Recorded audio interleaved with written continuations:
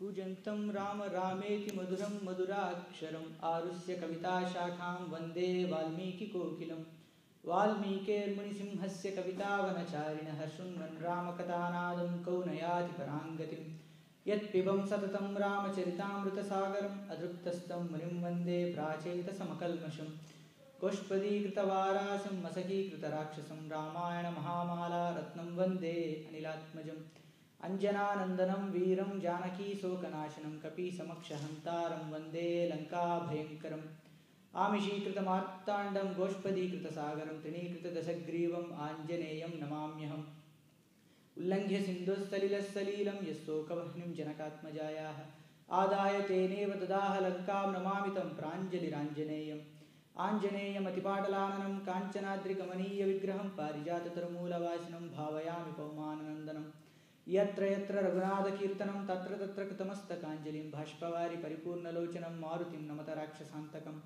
मनोजवं मारुततुल्यवेगं जितेन्द्रियं बुद्धिमतां वरिष्ठं वातात्मजं वानरयूथमुख्यं श्रीरामदूतं शिरसा नमामि यः कर्णाञ्जलिसम्पुटैः हरः सम्यक् पिबत्यादरात् वाल्मीकेर्वदनारविन्दगलितं रामायणाख्यं मधु जन्मव्याधिजराविपत्तिमरणैः अत्यन्तसोपद्रवं संसारसहविहाय गच्छति पुमान् विष्णोर्पदं शाश्वतम् तदुपगतसमाससन्धियोगं सममधुरोपनतार्धवाक्यबद्धं रघुवरचरितं मुनिप्रणीतं दशशिरसश्च वदं निशामयध्वं वाल्मीकिगिरिसम्भूतानां रामसागरगामिनि पुनातु भुवनं पुण्यात् रामायणं महानदी श्लोकसारसमाकीर्णं सर्गकल्लोलसङ्कुलं काण्डग्राह्यमहामीनं वन्दे रामायणार्णवं वेदवेदे परे पुंसि जाते दशरथात्मजं वेदः प्राचेतसादासीत् साक्षात् रामायणात्मना वैदेही सहितं सुरुद्रमुतले हैमे महामण्डपे मध्ये पुष्पकमासने मणिमये वीरासने सुस्थितम् अग्रे वाच इति प्रभञ्जनसुते तत्त्वं मुनिभ्य परं वाक्यान्तं भरतादिभिः परिवृतं रामं भजे श्यामलं वामे भूमिसुता पुरश्च हनुमान् पाश्चात् सुमित्रासुतः शत्रुघ्नो भरतश्च पार्श्वदलयोः वायव्यादिकोणेषु च सुग्रीवश्च विभीषणश्च युवराट् तारासुतो जाम्बवान् मध्ये नीलसरोजकोमलरुचिं रामं भजे श्यामलम् माता रामो मत्पिता रामो भ्राता रामो मत्सखा राघवेशः सर्वस्वं मे रामचन्द्रो दयालुः नन्यदेवं नैव जाने न जाने साकेते शरदिन्दुकुन्दधवले सौदे महामण्डपे पर्यस्ता अग्रधूपदीपललिते कर्पूरदीपोज्ज्वले सुग्रीवाङ्गदजाम्बवत् परिवृतं सौमित्रिणा सेवितं लीलामानुषविग्रहं रघुवरं रामं भजे श्यामलम् मेघश्यामं महाबाहुं स्थिरसत्त्वं दृढव्रतं कदा द्राक्षामहे रामं जगतः शोकनाशनम् जयत्यतिबलो रामो लक्ष्मणश्च महाबलः राजा जयति सुग्रीवा राघवेण विपालितः दासोऽहं कौसलेन्द्रस्य रामस्य क्लिष्टकर्मणः हनुमान् शत्रुसैन्यानां निहन्तां मारुतात्मजः न रावणसहस्रं मे युद्धे प्रतिबलं भवेत् शिलाभिस्तु प्रहत्तारपादपैश्च सहस्रशः अर्धयित्वां पुरीं लङ्काम् अभिवाद्यश्च मैथिलीं समृद्धार्दो गमिष्यामि मिषतां सर्वराक्षसां धर्मात्मा सत्यसन्धश्च रामो दासरिर्यदि पौरुषे च अप्रतिद्वन्द्वः शरयेन जहि रावणीं नमां विष्णुपादाय कृष्णप्रेष्ठाय भूतले श्रीमते भक्तिवेदान्त स्वामिनिति नाम्ने नमस्ते सरस्वते देवगौरवाणि प्रचारिणे निर्विशेष शून्यवादि पाश्चात्य देशतारिणे जय श्री कृष्ण चैतन्य प्रभु नित्यानंद श्री अद्वैत गदाधार श्रीवासादि गौरभक्त वृंद हरे कृष्णा कृष्ण कृष्ण हरे हरे हरे राम राम राम हरे हरे आपदामपहर्तारं दातारं सर्वसंपदां लोकाभिरामं श्रीरामं भूयो भूयो नमाम्यहम् तपस्वाध्याय निरतां तपस्विं वाग्विदां वरं नारद परिपप्रच्छ वाल्मीकिर्मुनिपुङ्गवम् ओम रामाय नमः हरे Krishna. Last week we have stopped exactly where the demons around Sita were intimidating Sita. We have seen how Durmukhi, Ajamukhi, Surpanaka, this is not the Surpanaka of not Ravana's sister but another Surpanaka, and several other demonesses discussed about how to feast on Sita. Today we will continue from that point forward what happened. So after the demonesses intimidated Sita saying that you should marry Ravana or else we will eat you for breakfast, Sita wept aloud and then she started replying to the ogresses saying that do whatever you want, I will never do whatever you say. I shall have faith only in my husband and I shall live only for him. दीनो वा राज्यहीनो वा यो मे भर्ता समे गुरुः kam nityam anuraktasmi yatha suryam suvarchala. Even though my husband is now living like a mendicant or wandering the forest, still he is my guru, my teacher and my Lord, and I shall always follow him. What a mean-minded people you are, and how can you even talk like this with me? Sita replied to all the demonesses. She said, you cut me into pieces and you eat me, but still I shall never do whatever you have said, whatever you have asked me to do. Is there nobody in this Lanka who can advise Ravana to behave properly? And even your minds are uncontrollable, and they are traversing those paths which should not be treaded by a chaste woman. Like that, Sita addressed them. And then some of the Rakshasis, they took a lance and then they started speaking vehemently and with ekardha vachanas. Even in Valmiki Ramayana, it is mentioned that the demonesses rebuked Sita. They came forward with intimidating words that meant only one meaning, like ekardha vakyam. It is clearly mentioned. So even in those days, there were double meaning sentences. So the demonesses were trying to intimidate Sita with ekardha vakya. That means they had only one meaning, that this time they will really feast on her. They wanted to really intimidate Sita. But when those Rakshasis were talking like this to Sita, one of the Rakshasis, her name was Trijata. Even though she was born in the Rakshasa race, Trijata had a good heart. This is another indication that good men and noble living beings are there in every kind of race, whether it be a Rakshasa race or a human race. Wicked people are there even in a noble race, and similarly, good people are born even in a wicked race. That's why we see many devatas, sometimes their laps in a good behavior, are like stains on a white cloth. They appear very brightly. Whereas Rakshasas, we take them for granted that they always, do these things. So even though they behave mischievously, that we don't consider. It's the way of the world, even though it is not right. But here Trijata was a good Rakshasi. She had a good heart. And how many of us could find a good hearted friend amidst of in an enemy campaign? It is very difficult. Even if we consider ourselves, if we are in a group of people, we always flock, along with, we always flap our wings along with the flock, right? We don't talk anything that is that causes disharmony among the flock, right? But here Trijata tells us that we need to do what is the right thing. So Trijata, she pushes aside all these Rakshasis and then says, why are you troubling Sita? I have seen a dream. Today, in my dream, I have seen Ravana being killed. I have seen Sita wearing a white sari. She was wearing white garlands. And similarly, Rama was wearing white clothes. And Lakshmana too. They were brilliant, radiantly effulgent. Rama and Lakshmana, they came on a huge elephant and nearing a mountain. Rama also carried Sita in his lap, and then they went forward towards the mountain.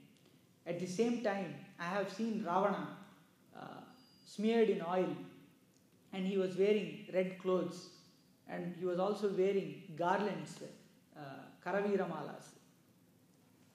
I don't remember the scientific name of those flowers, but they are light purple in color and very small flowers. Usually butterflies lay their eggs on those trees. They have thin and long leaves. I'll tell what the tree name is next in my next class.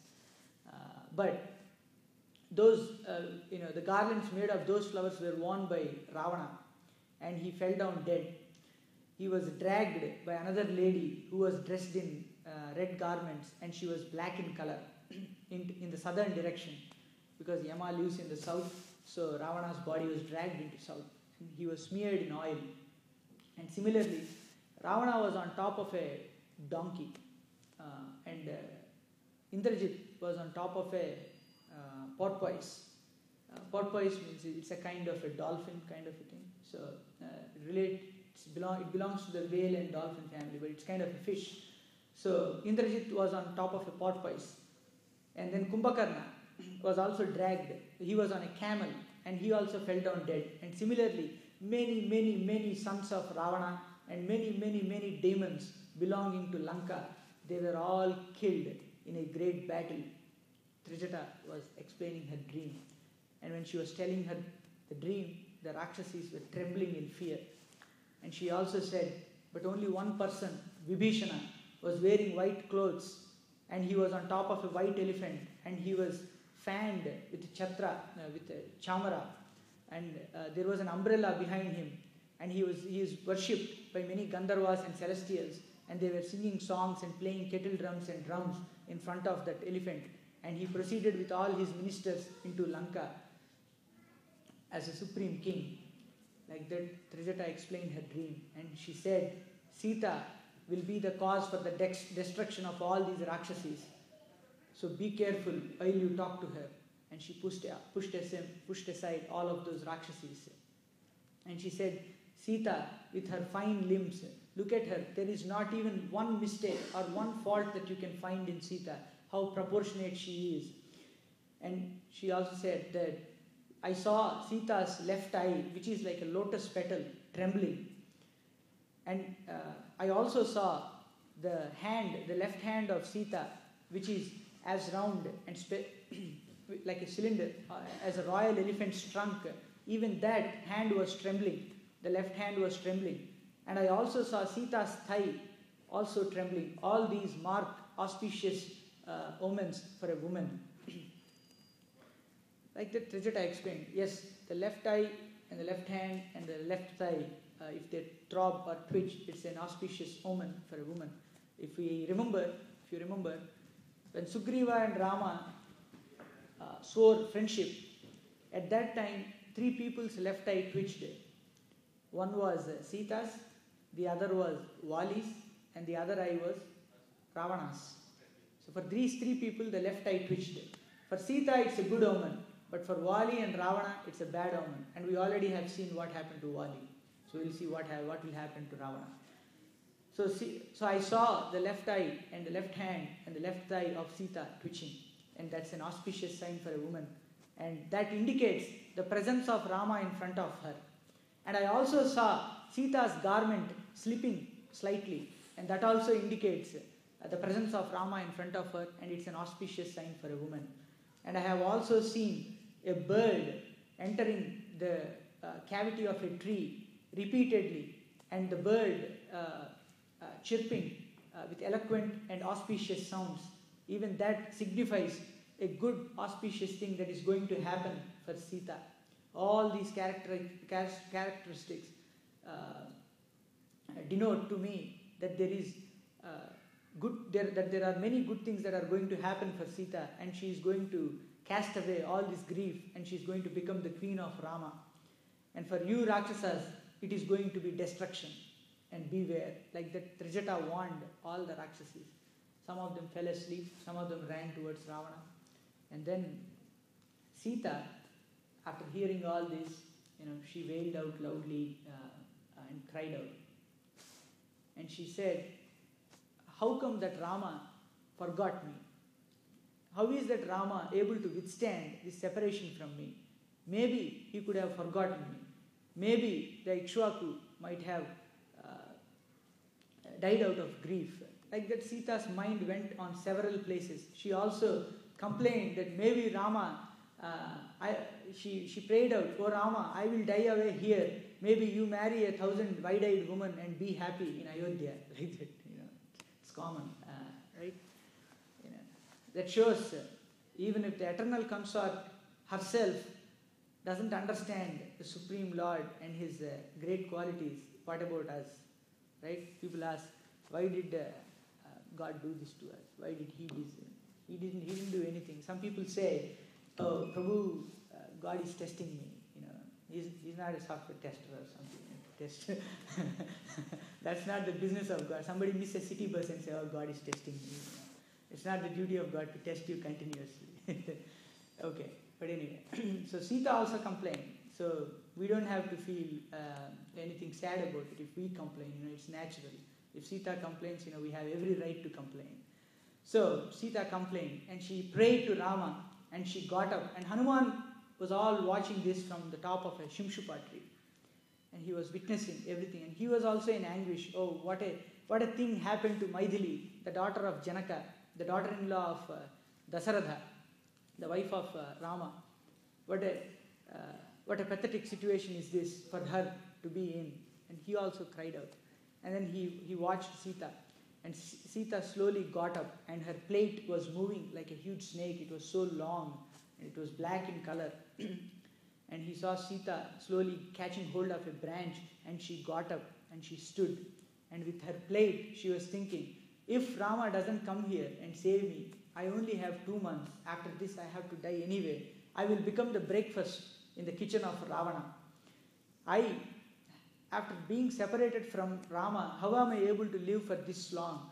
Looks like my heart is harder than a diamond. That's why I am able to live even after leaving Rama. But for this, Hanuman have already given an explanation in the beginning of, when he saw Sita. He said, Asya devya manah tasmin, tasya chata asya pratishtitam, ena iyam sacha dharmatma muhurtam api jivati. He says, her heart is in Rama and Rama's heart is in her. And this is for one reason why they were able to survive even for a single moment. So Hanuman explains that Rama's heart is in Sita and Sita's heart is in Rama. And their hearts are throbbing for each other and that's why they are able to live. So Hanuman becomes a cardiologist, for a second here. So he explains this for us. So Sita is cursing herself. Just like a mountain crumbles under, when a lightning shatters on its top, similarly, why is my heart not crumbling now when I am not able to see Rama? Like that she cried out and she said, and she prayed to all the demigods and she wailed out, "O Rama, O Lakshmana, O Kausalya, O Sumitra." She did not call Kaikeyi, obviously, At this point when she is in trouble, she might be thinking that Kaikeyi is the architect of all her miseries. So she said she did not consult Kaikeyi at this point and she called out everybody else. And then she took her plate and then she wore it around her neck like a rope and she was about to hang herself. And you can imagine how thick Sita's plate is. So and then Hanuman saw. So then he thought, if I don't speak now, Sita will die. If I speak now, Sita will think that I am a Rakshasa and she might cry out loudly. And when Sita cries out loudly, the other Rakshasis will wake up. They will run to Ravana and tell about my presence here. And all the demons will come here to fight me. And I would have to fight all these demons. And in spite of killing all these demons, I might not jump back to Prasravanagiri. And if they catch me, I would be executed here itself. And even though I am capable of killing the entire Rakshasas, but I might be tired, I might not be able to jump back. So what is the use of me jumping from the other shore of the ocean to Lanka? It will all go futile. It is of no use. What is the use after finding Sita and not conveying the message to Rama? There is no use. Like that, Hanuman started to think, if I don't speak, Sita will die. If I speak, even then there is huge calamity that will befall on me. What to do now? And he thought, a messenger who thinks too much, will waste the given task. So he thought, messenger should not be proud. But anyway, I should speak in such a way that only Sita should hear and only she should understand. And I will speak Sanskrita. Even in those days he said, I will speak Sanskrita or human language. So Hanuman says here that there is Sanskrita and also human language. Maybe it's a form of Sanskrita that humans speak, and there is a Sanskrita that the Devas speak. There's a slight difference. So he thought, I will not speak in such a way that the Devas speak, because Sita might doubt that this Sanskrita is being spoken by Ravana. So she can doubt me. So I will talk in a human language. I think it is apt at this time to talk in that language. That's why he is called Buddhimatam Varishta. He knows what to speak and what to, in what way to speak. Rama has himself praised Hanuman that if we have such a minister, we can conquer the three worlds. Even if an enemy raises his sword to kill, if he listens to Hanuman's words, he would put down the sword. And he said, in spite of speaking for such a long time, there is no mistake that Hanuman has committed in his eloquent speech.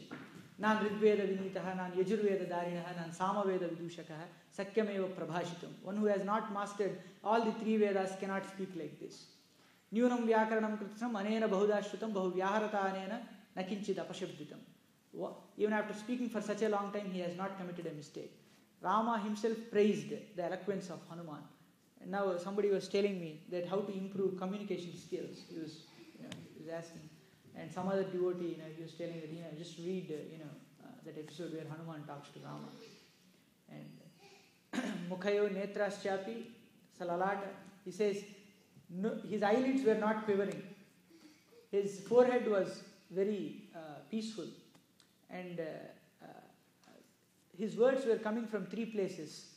Mouth, from the throat and from the navel region. Urastam Kantagam Vakyam Vartate Madhyameswaram. That was the kind of speech Hanuman used. Rama commented on it. But anyway, now Hanuman is thinking, what kind of language should I use to talk to Sita? So he said, okay, I will talk in a human language. Maybe it's a kind of a simpler Sanskrit language. So Hanuman started to talk about Ramayana.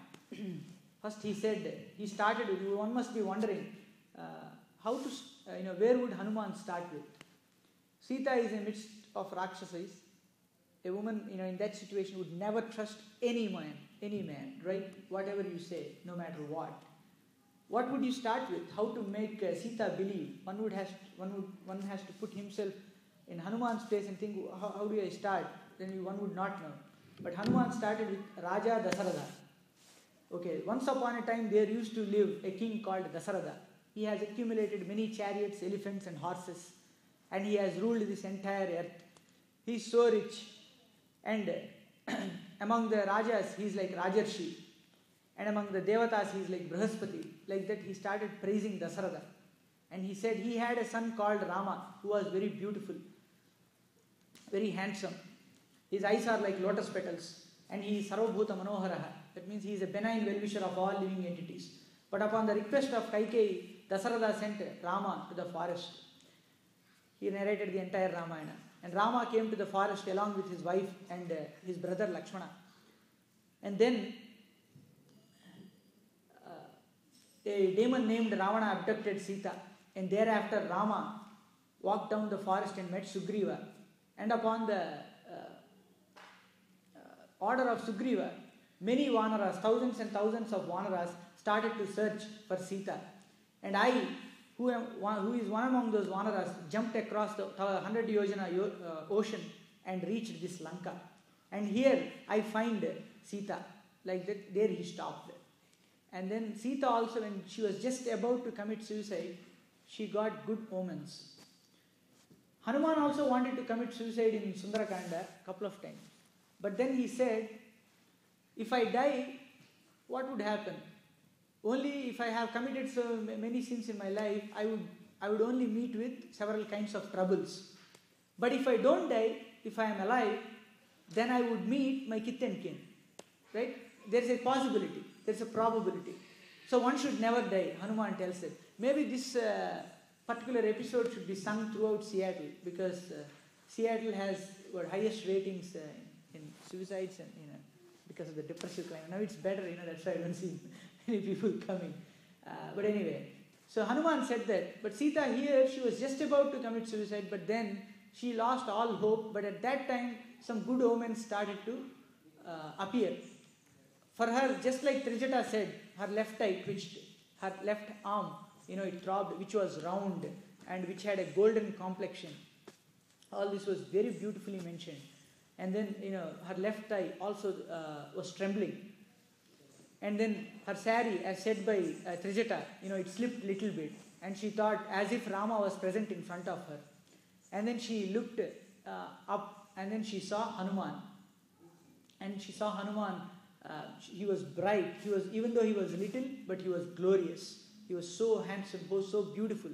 He was so glorious, like a sun in the middle of the clouds. He looked like that in that Shimshupa tree, covered with leaves. Then Sita thought, what is this? I am hearing Ramayana from a monkey. Is it true, or is it a hallucination? And she started to think about it. Why is it that so many good things are appearing in front of me? I had all these desires to see Rama, to get back to him, to go back to Ayodhya. But all those desires have not taken a real form. But all those things have been sung by a monkey, and his form is real. For some reason it is looking real. My dreams have not taken the form of reality, but whatever my dreams that are sung by a monkey who is supposedly to be in a dream looks like he is real. And Sita uses complex sentences here. You have to read twice or thrice to understand what she said. And she says, but this monkey is real. But whatever he's speaking are my desires, and they have not taken reality. They are not taken the form of reality yet. But here is a monkey. Usually it is said that if monkeys appear in dreams, it is a bad omen. Sita is telling this. So, and then she is praying that, O Indra, O Brahma, O Brahaspati, let this be real. Let this, whatever had happened now, let this be real. She prayed, and it was actually real. So Sita did not see a monkey in her dream. She was actually seeing Hanuman directly. So it is nothing inauspicious.